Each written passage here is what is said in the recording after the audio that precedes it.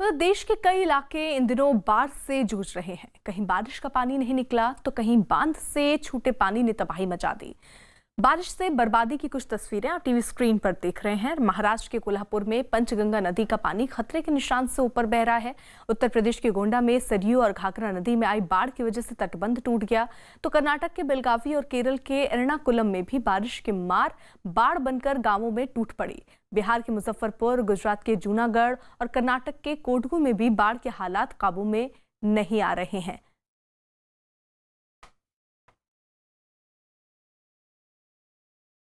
तो ये गुजरात के गिर सोमनाथ की तस्वीर, जहां बाढ़ के पानी के बीच से निकलने की कोशिश कर ट्रैक्टर सवार तेज बहाव में फंस गए। बहाव इतना तेज था कि ट्रैक्टर ही पलट गया और ट्रैक्टर पर सवार लोगों ने ट्रैक्टर के साथ लगी ट्रॉली पर जाकर अपनी जान बचाई। ये लोग कई घंटे तक पानी के बीच ऐसे ही फंसे रहे।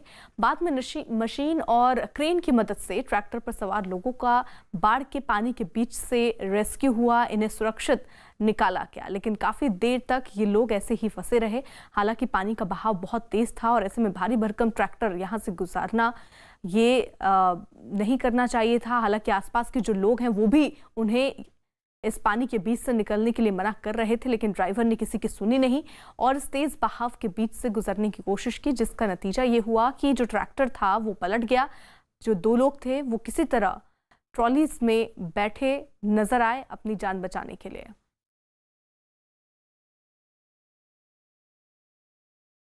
वहीं बिहार के समस्तीपुर में बागमती नदी ने हाहाकार मचा रखा है। बारिश के साथ बाढ़ की मार से कई गांव पूरी तरह से डूब गए हैं। पानी के तेज बहाव में कई मकानों को भी नुकसान पहुंचा है।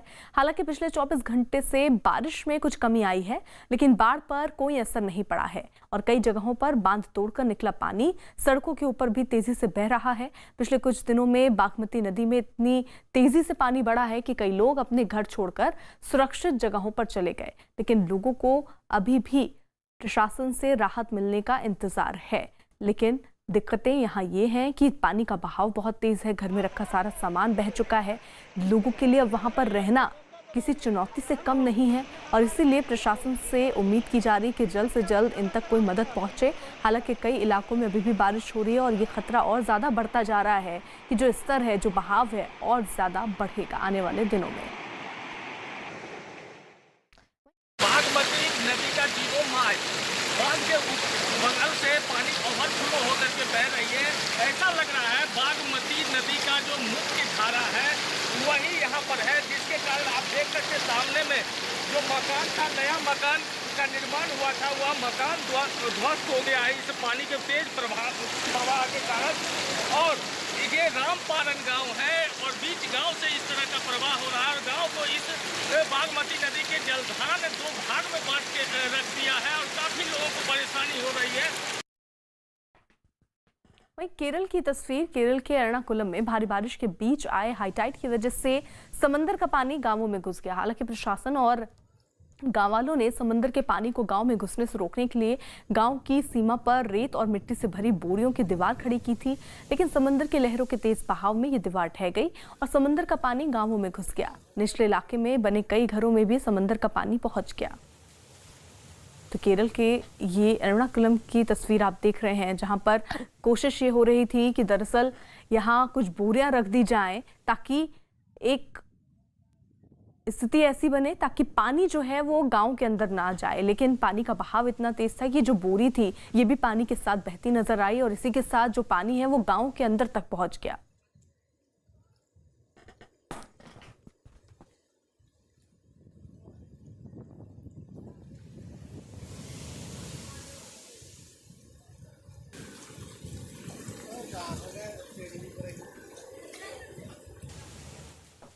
वहीं अब ये तस्वीर केरल के इडुक्की की, जहां जमीन खिसकने से मलबे में दबकर मरने वालों की संख्या बढ़कर 21 हो गई है। मलबे में अब भी कुछ लोगों के दबे होने की आशंका है। हादसे की जानकारी मिलते ही एनडीआरएफ के साथ पुलिस और दमकल के कर्मचारी रेस्क्यू ऑपरेशन में जुटे हैं, जबकि 10 लोगों को मलबे से बचाया जा चुका है। केंद्र सरकार ने प्रधानमंत्री राहत कोष से हादसे में मारे गए सभी लोगों के परिवारों के लिए 2-2 लाख रुपए की मदद का ऐलान किया, जबकि घायलों को 50-50 हजार रुपए की मदद दी जाएगी। जमीन खिसकने से यह हादसा हुआ। अभी जो जानकारी मिल रही है, 21 लोगों की मौत इस हादसे की वजह से हुई। हालांकि अभी कुछ लोग और हो सकते हैं जो मलबे में इस वक्त दबे हों। हालांकि टीमें वहां पर पहुंच चुकी हैं और कोशिश है कि जल्द से जल्द इन लोगों को रेस्क्यू किया जा सके, इन्हें निकाला जा सके। बड़ी ही सावधानी के साथ ये काम चल रहा है, क्योंकि अगर आप देखेंगे तो इलाके में पानी बरसने की वजह से मिट्टी जो है वो धंसती जा रही है और ऐसे में बड़ी सावधानी के साथ मलबे को हटाने की जरूरत है। वहीं ये तस्वीर केरल के वायनाड की, जहां पर बारिश और बाढ़ के बीच एनडीआरएफ के जवान पानी में फंसे लोगों को बचाने में जुटे हैं।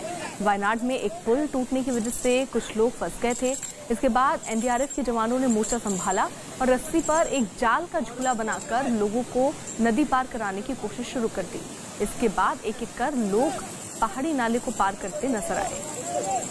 तो ये तस्वीरें, हालांकि ऐसे में ये बात भी बहुत ज़रूरी है जाननी कि ये पानी का बहाव अगर आप देखेंगे तो समझ पाएंगे कितना तेज़ ये बहाव, और ऐसे में ज़रा सी चूक, थोड़ी सी भी लापरवाही भारी पड़ सकती है। और इसीलिए पूरी एहतियात के साथ, पूरी सावधानी के साथ यहाँ जो लोग फंसे हुए थे उन्हें निकालने का काम एनडीआरएफ की टीम के द्वारा किया गया।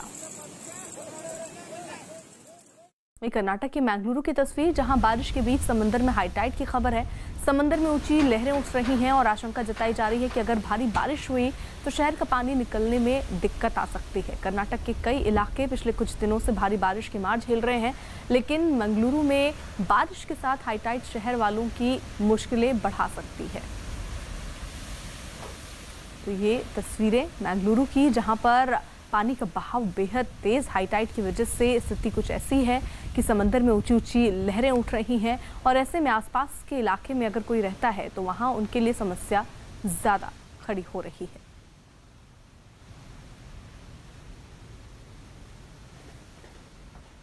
वहीं ये तस्वीर आप उत्तर प्रदेश की देख रहे हैं, जहां पर कई जगहों पर बाढ़ के बीच सड़क के राज्य सरकार के मंत्री अनिल राजभर और बलदेव सिंह औखल ने बाढ़ प्रभावित इलाकों का हवाई दौरा किया।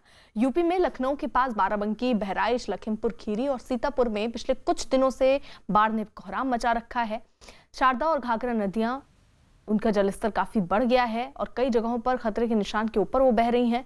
चारों जिलों के कई गांवों में बाढ़ का पानी घुस गया है, जिसकी वजह से स्थिति दिन प्रतिदिन बिगड़ती जा रही है और इसी का जायजा लेने के लिए उत्तर प्रदेश के मंत्री यहां पहुंचे हैं, जो जायजा ले रहे हैं। वहीं कई जिले बाढ़ की चपेट में हैं और हालांकि सरकार और प्रशासन का दावा यह है कि तमाम जो चाहे वो राशन हो, सुविधाएं हो, इन तक पहुंचाने के काम में सरकार युद्ध स्तर से जुटी हुई है। प्रशासन भी पूरा सहयोग इन्हें दे रहा है। ये तस्वीर बिहार के खगड़िया की, जहां पर बाढ़ का कहर जारी है। खगड़िया से होकर बहने वाली कोसी, गंडक और बूढ़ी गंडक नदियों का पानी तेजी से बढ़ रहा है। खगड़िया में 100 से ज्यादा गांवों में बाढ़ का पानी भर गया। बाढ़ की वजह से 1 लाख से ज्यादा लोगों को खाने पीने की चीजें मिलने में दिक्कतें आने लगी हैं। लोगों के घरों में रखा सामान अब पानी में बह गया, जिसकी वजह से अब लोगों के सामने न सिर्फ रहने की चुनौती है, खाएं क्या इसकी चुनौती भी अब लोगों के सामने मंडराने लगी है। कई झोपड़ी जो है वो पानी के तेज बहाव में बह गई हैं। कुछ एकाध बची हैं, वो उम्मीद कर रही हैं कि प्रशासन जल्द से जल्द उन्हें सुरक्षित जगहों तक पहुंचा दे, ताकि वो और उनका पूरा परिवार सुरक्षित बच पाए। वहीं उत्तर प्रदेश के गोंडा में सरयू और घाघरा नदियों में आई बाढ़ तबाही मचा रही है। तमाम तैयारियों के बाद भी नदियों के तटबंध बाढ़ के पानी को नहीं रोक पाए और बाढ़ का पानी बांध तोड़कर गांवों में घुस गया। हालांकि लंबे समय से सरकारी अफसर बाढ़ से निपटने की तैयारियों का दावा कर रहे थे, लेकिन बाढ़ के तेज बहाव में 50 मीटर तक तटबंध टूट गया और अब घाघरा के पानी ने खेतों की जमीन को भी काटना शुरू कर दिया। घाघरा का पानी खतरे के निशान से 45 सेंटीमीटर ऊपर बह रहा है और बाढ़ की मार से बचने के लिए लोग घर छोड़कर अब जाने को मजबूर हैं। कोई दूसरा विकल्प इनके पास बचा नहीं है। लेकिन जब इनसे बात करो तो इनका सवाल ये भी होता है कि आखिर वो अपने आशियाने को छोड़कर सुरक्षित जगहों पर जाएं कहां। सड़क के किनारे भी कई लोग ऐसे हैं जो आश्रय लिए नजर आ रहे हैं, कई लोग हाईवे पर बैठे नजर आ रहे हैं और ऐसी स्थिति बन पड़ी है कि लोगों को अपना घर छोड़कर लगातार निकलना पड़ रहा है, क्योंकि कई जगहों पर तो लोगों का पूरा आशियाना जो है वो पानी में डूब चुका है। वहीं कर्नाटक के कोडगू की तस्वीर, जहां बाढ़ की वजह से हालात काफी बिगड़ गए हैं। वहां सड़कें कमर तक पानी में डूब गईं और लोगों के लिए आना जाना भी मुश्किल हो गया। भारी बारिश के बाद बाढ़ का पानी इतनी तेजी से बढ़ा कि कॉफी के बागान में पानी भर गया। मौसम विभाग ने हालांकि आशंका जताई है कि अगले 11 अगस्त तक अभी और भारी बारिश हो सकती है। राज्य के कई इलाकों में ऑरेंज और रेड अलर्ट जारी कर दिया गया है। लेकिन आप समझिए कि अगर बारिश और होती है, जैसा कि मौसम विभाग कह रहा है, तो स्थिति और कितनी बिगड़ जाएगी। मकान आपको आधे डूबे नजर आ रहे होंगे। ऐसे में अगर कई घंटों की बारिश उसमें होती है तो पूरे के पूरे जो मकान है वो पानी में डूब सकते हैं, और ये खतरा अब मंडराता हुआ नजर आ रहा है। हालांकि वहां टीमें तैनात हैं और लोगों को सुरक्षित ठिकाने पर पहुंचाने का काम भी युद्ध स्तर पर चल रहा है। वहीं बिहार के मुजफ्फरपुर में बाढ़ का कहर जारी है। मुजफ्फरपुर में बहने वाली बूढ़ी गंडक और बया नदियों के जलस्तर तेजी से बढ़ रहे हैं। बूढ़ी गंडक से जुड़े तिरहुत नहर का बांध टूटने के बाद पानी पंचायतों में फैल ही रहा है। मुजफ्फरपुर में बाढ़ की वजह से कई गांव पूरी तरह से डूब गए और हजारों लोग बेघर हो गए हैं। अब लोग सड़कों पर आश्रय पाए नजर आ रहे हैं। ऐसे में दिक्कत ये भी है कि कई ऐसे हादसों की तस्वीरें भी सामने आई थी, जब हाईवे पर पूरा परिवार रहने को मजबूर हो जाता है और कई बार तेज रफ्तार का कहर उन्हें झेलना पड़ता है। ये डर भी लोगों को सता रहा है। लेकिन जहां ये रहते थे सिर्फ वहां पानी नजर आ रहा है, घर में रखा सारा सामान बह चुका है। ऐसे में लोगों के सामने दिक्कत ये है कि वो जाएं तो जाएं कहां। प्रशासन की तरफ उम्मीद की नजरों से देख रहे हैं। कई लोगों का आरोप ये भी है कि अभी तक उन तक कोई मदद नहीं पहुंची है और लोग ऐसे ही पानी के बीच में अपना गुजर बसर कर रहे हैं। वहीं बिहार के दरभंगा में बागमती नदी में बाढ़ की वजह से पानी शहर में घुस आया। दरभंगा शहर के कई इलाके पानी में डूबे नजर आए। लोग घरों में ही ऊपरी मंजिल में रहने को मजबूर हो गए। शहर की सड़कों और घरों में पानी भरने की वजह से बीमारी फैलने का खतरा भी अब मंडराने लगा है। 100 से ज्यादा परिवारों में स्कूलों में खोले गए राहत कैंपों में शरण ले ली है। हालांकि कुछ लोग अभी भी इलाके में ऐसे हैं जो फंसे हुए हैं और वो उम्मीद कर रहे हैं कि जल्द से जल्द जो टीम है, एनडीआरएफ की टीमें कई जगहों पर तैनात की गई हैं, क्योंकि नाव चाहिए होगी उनको यहाँ इस कहीं भी आने जाने के लिए, क्योंकि हर तरफ पानी ही पानी भरा हुआ है। और ऐसे में वो उम्मीद कर रहे हैं कि जो टीमें वहां पर मौजूद हैं वो उन्हें उनके घर से निकालकर सुरक्षित जगहों तक पहुंचाएं। कई स्कूल ऐसे चिन्हित किए गए थे जहां पर बाढ़ के पानी अभी कम है या वहां तक पानी नहीं पहुंचेगा, उन्हें राहत शिविरों के तौर पर स्थापित किया गया और वहीं पर इन लोगों को ले जाकर सुरक्षित रखा जा रहा है।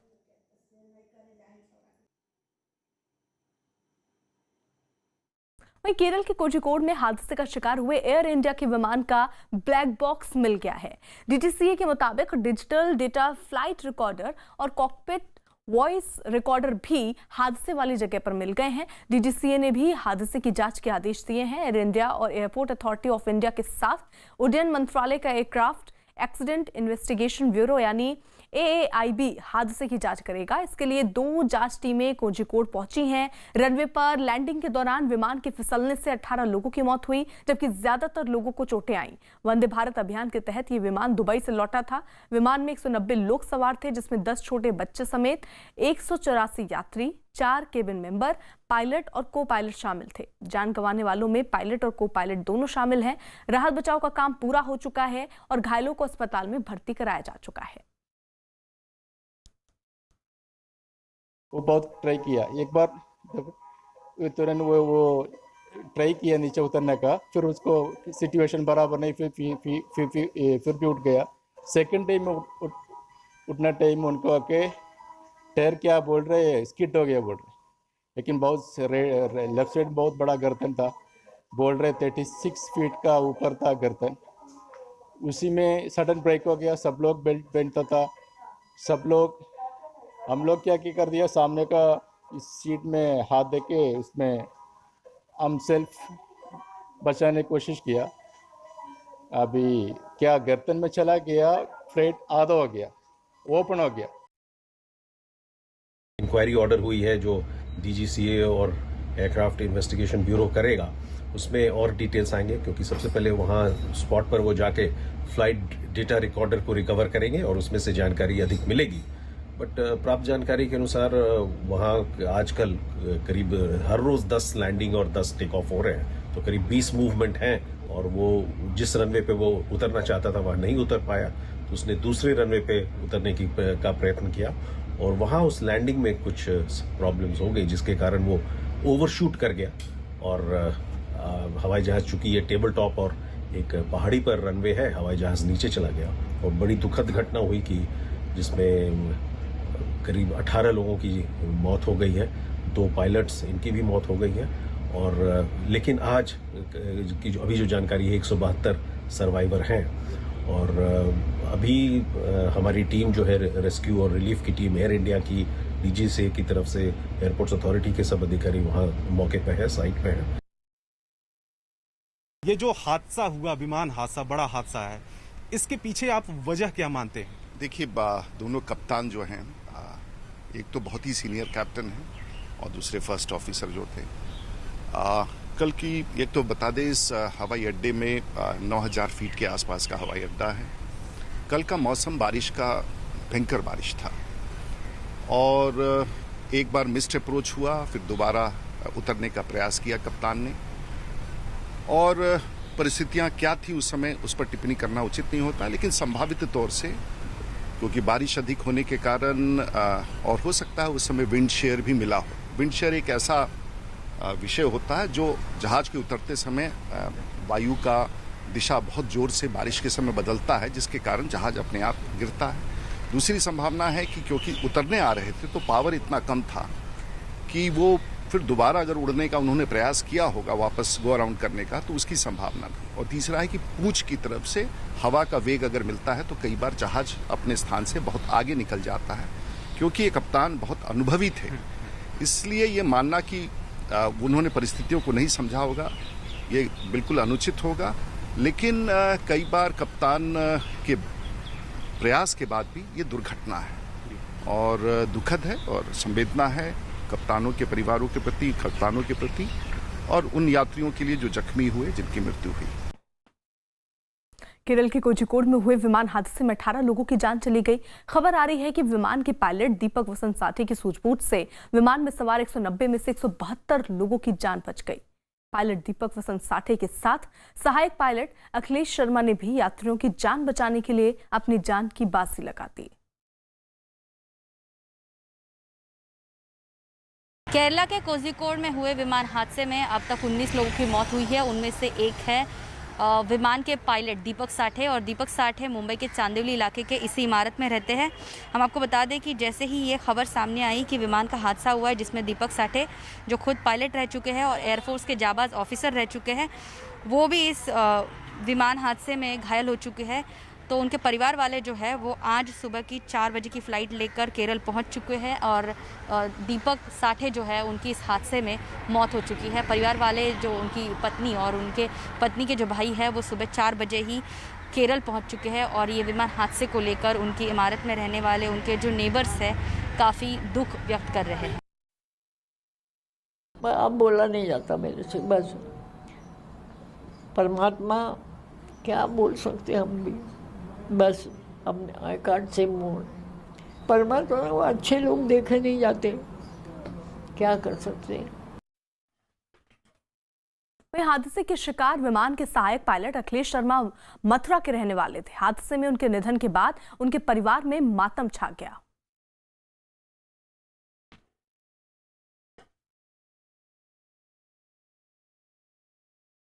नेचर बहुत ही विनम्र था, अपने परिवार में एकदम अच्छा व्यवहार था। 2017 में इनकी जॉइनिंग हुई थी। परिवार में कौन कौन है इनके? परिवार में ये टोटल 4 भाई बहन हैं, 3 भाई हैं, 1 बहन है, बड़ी सिस्टर है, उसके बाद अखिलेश भैया हैं, उसके बाद 2 छोटे भाई और हैं। अब शादी कब हुई थी इनकी? शादी इनकी लगभग 2 साल होने को हैं, दिसंबर 18। कोई बच्चा भी है परिवार में? नहीं बच्चा नहीं, अभी नहीं है, लेकिन डिलीवरी होने वाली है 15 दिन 10 दिन 8 दिन जो भी है। इसी बीच बड़ी खबर आ रही है केरल में विमान हादसे से जुड़ी। खबर है कि दुबई से कोझिकोड आए विमान में कुछ यात्री कोरोना पॉजिटिव भी थे।